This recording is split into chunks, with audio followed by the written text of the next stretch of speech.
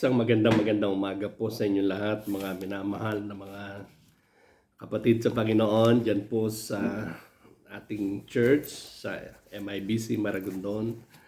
At muli po, ito po ang inyong lingkod, Pastor Amir Adona, na maghahatid sa atin ng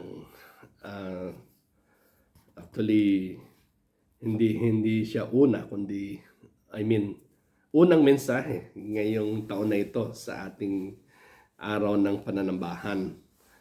At ito po aking ibabahagi sa inyo ngayong umagang ito ay masusumpungan po sa aklat ng Genesis chapter 15, 1 to 6. Genesis 15, 1 to 6. Sabi po ng banal na kasulatan, after these things, the word of the Lord came unto Abraham in a vision, saying, Fear not, Abram, I am thy shield and thy exceeding great reward. And Abraham said, Lord God, what wilt thou give me, seeing I go childless, and the steward of my house is this Eliezer of Damascus? And Abraham said, Behold, to me thou hast given no seed, and lo, one born in my house is mine heir. And behold, the word of the Lord came unto him, saying, This shall not be thine heir, but he that shall come forth out of thine own bowels shall be thine heir. And he brought him forth abroad, and said, Look now toward heaven, and tell the stars, if thou be able to number them. And he said unto him, So shall thy seed be. And he believed in the Lord, and he counted it to him for righteousness. Tayo po ay mananalangin. Panginoon, maraming salamat sa iyo ngayong oras na ito. At ako'y naniniwala na kayo po ang siyang mangungusap at gagawa sa aming mga puso't isipan sandaling ito. Pagpalain mo po ang mensahe na siyang maghahatid sa amin ng higit pa at iba yung pananaw, iba yung kalakasan, karunungan at kaunawaan na nais mong ihatid sa amin, ibigay sa amin ngayong pasimula ng taon na ito. At ang aming dalangin, Panginoon, puspusin mo kami ng iyong spirito at pagkalooban ng kaunawaan, karunungan at kalakasan, Panginoon. Ito po'y dalangin ko sa iyo ngayon sa pangalan ng iyong buktong na anak na si Jesus. Amen. Ayan, so magandang umaga po. Napakalamig po ng panahon ngayon, kaya nakasuit na po ako, pero naka-jacket pa rin po. Yan, talagang hindi po kaya ng likod ko yung lamig. But then, papasalamat po ko lagi sa kalakasan ng Panginoon. Hindi po ako nagkakasakit, praise the Lord. Maliban lang sa ilang mga minor headaches, yan. At hindi pa lang po tayo nagkakaroon ng sipon at ubo. Salamat po sa kalakasang ibinibigay sa atin ng Diyos dahil meron ho tayong misyong ginagampanan sa lugar na ito. Opo. Ngayon, dito po, balik po tayo dito sa ating pag-aaral. Ay si Abraham po, ang ating tatalakayin ngayon, ay naparoon siya sa isang lugar sa kanyang journey na nagnanais siya na makarinig mula sa Diyos. He needs to hear from God. At nasa kanyang journey ng kanyang pananampalataya at sa Panginoon sa loob ng 10 taon. Isipin niyo, mula nang iniwan niya yung Ur of Chaldees at siya'y naparoon sa lugar ng Kanaan na kung saan sinabi ng Panginoon sa kanya. At siya po ay naging mabunga doon, naging mapagpala doon sa loob ng kanyang pananatili doon po sa land of Canaan. At pagkatapos ho ay nung kanyang pagbalik sa kanyang pakikipaglaban doon sa chapter 14, meron silang tinatawag na mountaintop victory at defeating great army of 5 confederated kings. Kung mababasa nyo po yan at babalikan nyo po, 5 haring magkakasama-sama ay nakipaglaban dito sa mga tauhan at dito kay Abraham. At dito po ay nai-rescue niya yung kanyang kapatid na si Lot at pagkatapos yung ilang mga bihag na binihag ng mga kaaway nila at kalaban nila, itong mga 5 hari na ito, 5 tinatawag na 5 confederated kings. At tinanggihan niya po yung offer ng hari ng Sodoma, noon ng Sodom, na panatiliin yung kanilang mga goods, yung kanilang mga spoils, ika nga, na kanilang na-recovered. At tinanggihan, Abraham refused the spoils lest the king of Sodom could say that he had made Abraham rich. Para po hindi masabi nitong hari ng Sodoma na siya po ang nagpayaman kay Abraham. Pero sa katotohanan, si Abraham ay pinagpala ng Diyos. He was blessed by God in the land wherein God called him. Dinala siya ng Diyos sa isang lugar at pinapunta siya ng Diyos sa lugar ng Palestina o sa lugar ng Kanaan na kung saan ay ipinangako ng Diyos sa kanya na doon ay pagpapalain siya ng Diyos. Alam niyo mga kapatid sa Panginoon, hindi tayo dadalhin ng Diyos sa isang lugar na kung saan hindi niya tayo pagpapalain. Hindi niya tayo ilalagay sa isang gawain, sa isang iglesia na kung saan He will never bless us. Kapag lumayo ka dyan sa lugar na ibinigay sa iyo at inilagay sa iyo ng Panginoon o pinaglagyan sa atin ng Panginoon, well, something could happen and we do not know. Hindi natin alam kung ano ang pwedeng mangyari. Maaring maligalig, maaring magkaroon ka ng maraming problema, maraming pagsubok, maraming kabigatan, o marahil ay dumaan ka sa maraming mga challenges in life. Pero nakita natin, life would never become easy even if we have God in our lives. Tandaan natin, hindi magiging mabuti ang buhay. Hindi ibig sabihin ang Diyos ay nasa atin. Ang ibig sabihin na magiging maayos at maganda na yung takbo ng buhay. Kasi merong kaaway na siyang gumagawa. Merong nang iinis. Merong nanliligalig. Merong naiswasakin at sirain yung ating buhay. Kahit gaano kaganda yung isang taong nakaripas at nakadaan, dumaan sa atin, at pagpasok natin itong bagong taon, dala natin yung blessing of the last year, and then this year, there are more challenges. Marami pong mga hamon, marami pa rin mga haharapin na mga pagsubok sa buhay, pero hindi ho nawawala yung pangako ng Diyos na hindi ko kayo iiwan, hindi ko pababayaan, ako'y laging sasama sa inyo. Kaya nakita ho natin dito, nabasa natin ang sabi ng Bible, and after these things, sabi sa verse 1, the word of the Lord came to Abraham in vision. Yung salita ng Diyos ay dumating kay Abraham sa pamagitan ng pananaw. Nagpakita, sa madaling sabi, ang Diyos. Or not literally, God showed up, kundi God revealed something for Abraham. Merong inihayag ang Diyos kay Abraham. At dito, hindi siya, sabi nga, Abraham did not cry out for God, nor did he pray. Kasi alam niyo kung bakit? Kasi alam ng Diyos exactly kung ano yung kanyang ipinaglalaban. God knows exactly what he was fighting, what he was facing, and what he was feeling that time. Kaya sa panahong ito at sa sandaling ito, ay nais kong ibigay sa inyo yung mensahe na may pamagat na when God shows up in your life. Kapag ang Diyos ay nagpakita sa inyong buhay, ibig sabihin, hindi naman po talaga literal na talagang makikita natin ang Diyos kasi no man hath seen God at all. Pero at the beginning of this year, one of our goals should be, Lord, I want to see you.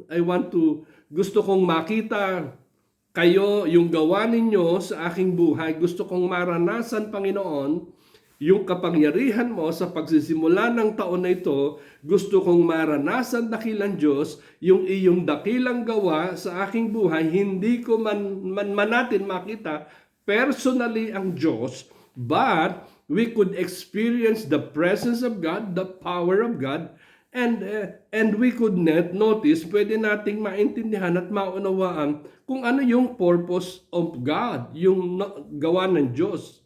Kaya nga ho, kapag meron tayong tinatawag na journey, pakikipaglakbayin, baka sa ating buhay, kailangan ho natin yung tinatawag na personal, powerful, and particular visitation from the Lord. Meaning to say, kailangan po natin na talagang maranasan yung gawa ng Diyos, yung kapangyarihan ng Diyos sa ating mga buhay. Opo. So kaya, tatlong bagay. I want you to notice three things from the text with me na naandito sa atin ngayon na merong title, In the Life of Abraham, When God Showed Up. Okay. So una sa lahat, kapag naranasan natin, naintindihan natin, naunawaan natin, naramdaman natin, nakita natin yung gawa at kapangyarihan ng Diyos, una, it will strengthen our heart. So when God showed up, it will strengthen our hearts. Kaya nakita ho natin dito, he confronted his fears. Kanya pong nilabanan yung kanyang mga takot. Kasi sipin nyo, sabi din Abraham in a vision saying, Fear not, Abraham, I am thy shield and thy exceeding great reward. Marahil siguro tayong takot o pangamba sa taong ito. Pero makita natin, Abraham is fearful, wondering what he is going to do if the kings decide to retaliate. Nag-iisip si Abraham, ano kaya ang pwedeng gawin ng mga ito sa akin? O ano kaya ang pwedeng maging ganti nila? So he was seeking or he was asking God, Lord, ano yung pwede kong gawin? Alright? And God gave him peace. God strengthened his heart. Pinalakas ng Panginoon ng kanyang puso. Inalis, hinarap yung kanyang mga takot. Yan po ang sabi ng verse 1. And then God spoke. Nangusap ang Diyos. At una, makikita natin peace. Sabi nito, fear not. May kapayapaan. Huwag kang matakot. First time. First time fear not is mentioned in the scriptures. Pero sinabi ng Panginoon kay Abraham, fear not concerning your foes, because I am your shield and exceeding great reward. So there was peace. Merong hong kapayapaan. Pangalawa, there is protection. Sabi ng Bible, I am thy shield. Sabi ng Panginoon, ako ang iyong kalasag. Ako ang iyong sanggalang. Kaya kapag harap ho natin dito sa bagong taon na ito, ay dapat mawala yung takot. Paniwalaan natin na merong tayong protection mula sa Panginoon. Kasi ang Panginoon nangako, sabi, I will never leave thee nor forsake thee. God is our refuge and strength, a very present help in times of trouble. So ang Diyos nangako kay Abraham ng protection concerning the present, kung patungkol doon sa pangkasalukuyan na kanilang hinaharap. And kasi he was fearful. Normally, tayo din naman tao, minsan natatakot tayo. He was fearful na yung pagsasama-sama ito ng mga hari ay mag-create ito ng malaking chaos at malaking bugso ng hamon at problema sa kanyang buhay. Alam nyo, pero binigyan ng Diyos ng katiyakan kay Abraham na ako ang iyong protection. Ako ang mag-iingat sa iyo. Okay? Ako ay huwag kang matakot. Ako ay nasa iyo. Yun po yan. Kaya kung atin din naman pong itong aangkinin sa buhay natin, sa pagharap natin sa taon na ito, paniwalaan natin na bigyan tayo ng Diyos ng kapayapaan. Poprotektahan tayo ng Diyos, iingatan tayo. Ang sabi ng Psalms 34 verse 7, the angel of the Lord encamp round about on every side, them that fear Him and delivereth them. So naandun ho yung protection. Well, actually, naandun ang anghel ng Panginoon na siyang nakapaikot sa kanila. Sabi ng Bible, on every side, literally, that time. And then there was God's provision. And ang sabi ng Bible, thy exceeding great reward. So nandun ho yung kasapatan ng Diyos. Sipin ho sa chapter 14, 21 hanggang 24, nung kanyang tinanggihan, yung offer ng hari ng Sodom, makita ho natin that God, the Lord, provided for him.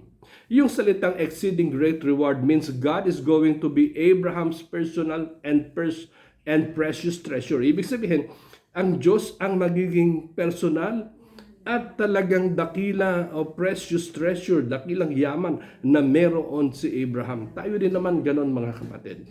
Kung meron ho tayong pinakadakilang yaman o precious treasure, personal and precious treasure, dakilang yaman na meron tayo o walang higit na hindi kayang bayaran, hindi kayang ikumpara sa anong halaga sa lapi, walang iba kundi ang Diyos. Siya ho yung yaman natin. Kaya ang sinabi ng Diyos kay Abraham, don't worry about the future. Huwag kang mag-alala sa mga panahong darating, sa mga araw na dumating. Well, actually, yan din naman ang sinasabi ng Proverbs, di ba? Boast not thyself of tomorrow, for thou knowest what a day may bring forth. Sabi ng Panginoon, I am thy reward. I am the sufficient God, exceeding great reward. I am not only thy rewarder, I am thy reward. Sabi ng Panginoon sa kanya, hindi lang ako ang iyong magagantimpala sa iyo, ako ang iyong gantimpala. So kaya nung naranasan ni Abraham, yung paggawa ng Diyos, yung kapangyarihan ng Diyos, yung presensya ng Diyos that God showed up,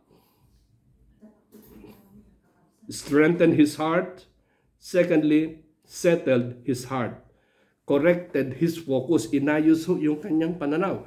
Tingnan niyo ang sabi po ng verses 2 to 4. And Abraham said, Lord God, what wilt thou give me, seeing I go childless, and the steward of my house is this Eliezer of Damascus?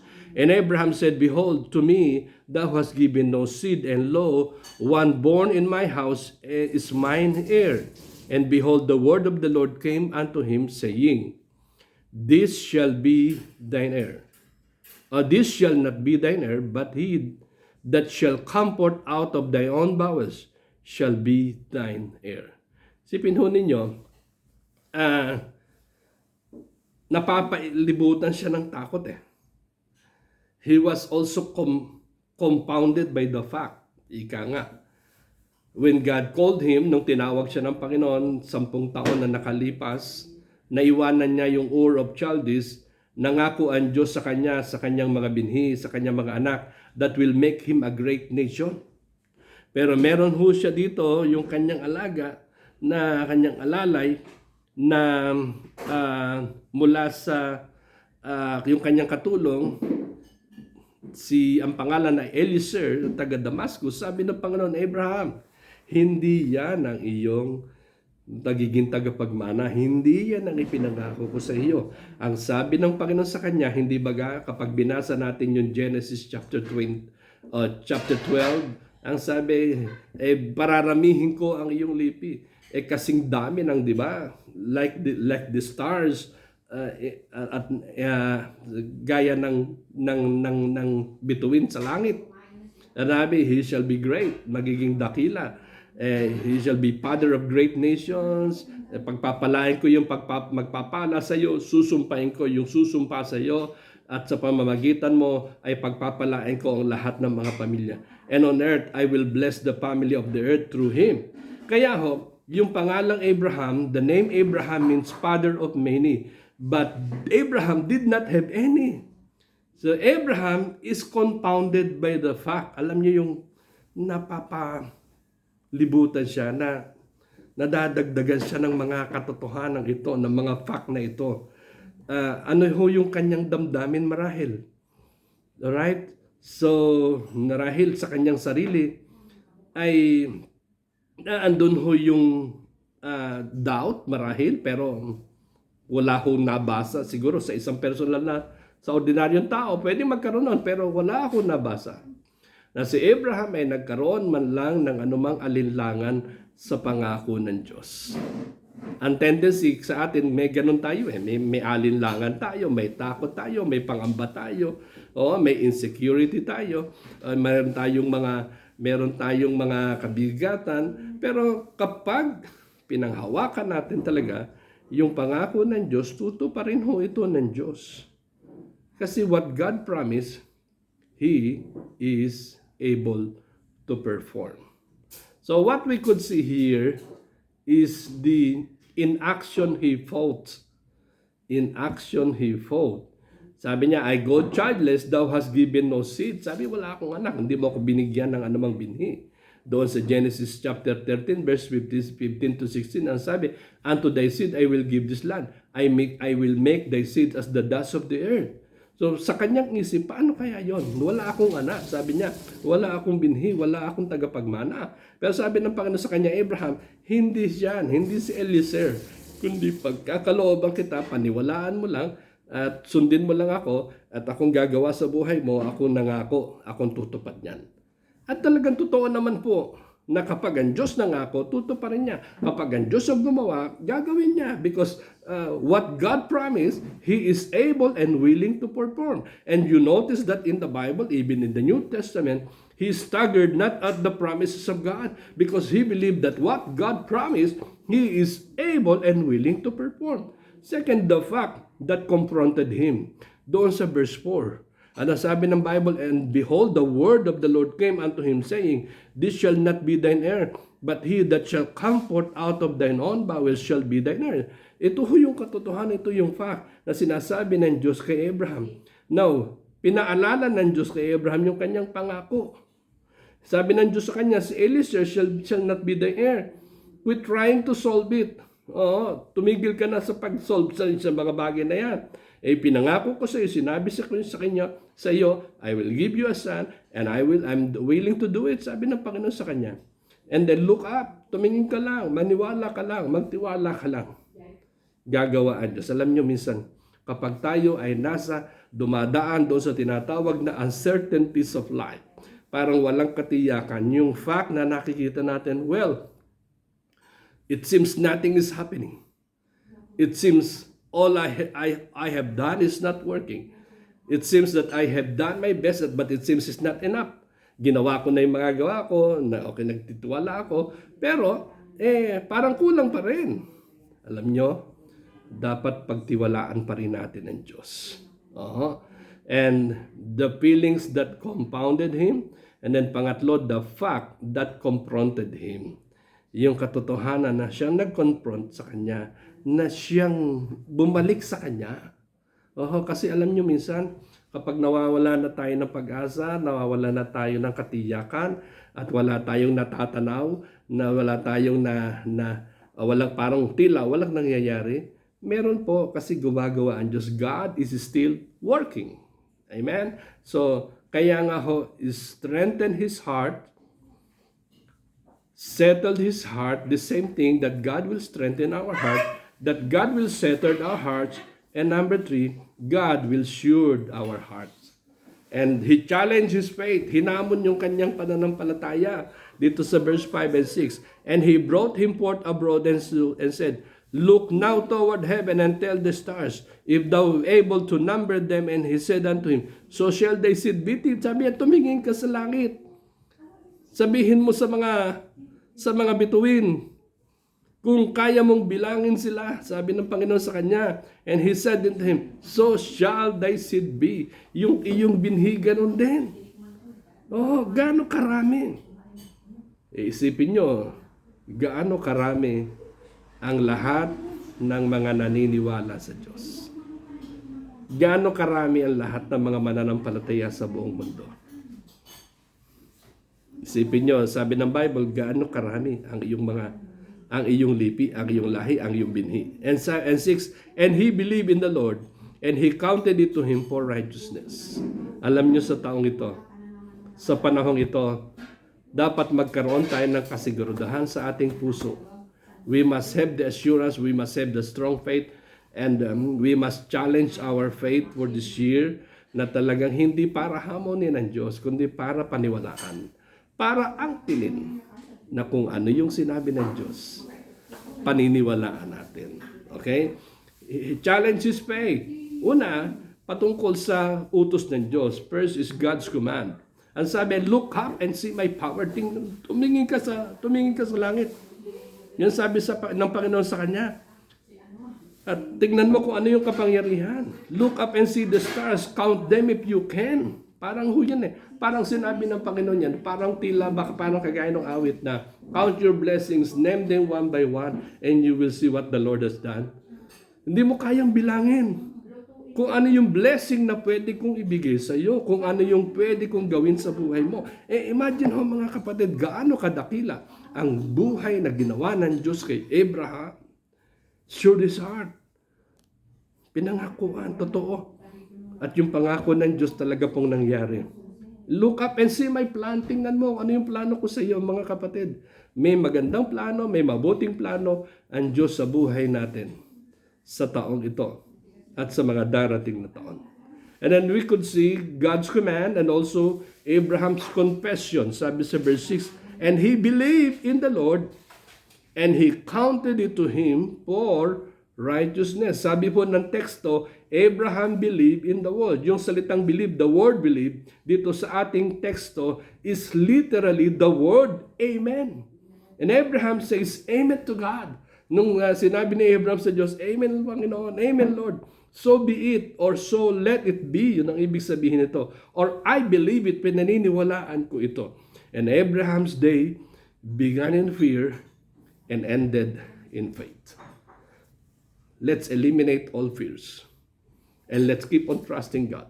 Let's have faith in God. Okay? God will do something in our lives for this year. Pagpalain tayo ng Panginoon. Magandang umaga sa inyo lahat. God bless you all. Tayo po'y manalangin. Lord, maraming salamat po Ama, sa iyong salita. Sa lahat ng mga minamahal ko mga kapatid sa Panginoon na nakikinig, na nasa gawain ngayon, I pray God, na kayo po ang gumawa, kumilos, kayo po ang magpala. Kayo po, Panginoon, ang magbigay sa amin ng hamon, ng pangako mula sa iyong salita. Paniwalaan namin, pagtiwalaan namin, Panginoon. Patatagin mo ang aming mga puso. Bigyan mo ng katiyakan, Panginoon, ang aming mga pinanghahawakan, pinagtitiwalaan na mga pangako ninyo, at may settle, Panginoon, namin ang aming mga sarili, that we will keep on claiming your promises, standing on the promises, and living according to your purpose and according to your plan. Maraming salamat po sa iyo. Pagpalain mo po ang lahat na mga kapatiran na maaabot ng mensahe na ito. In Jesus' name we pray. Amen. Magandang umaga po. Happy Lord's Day. God bless you all.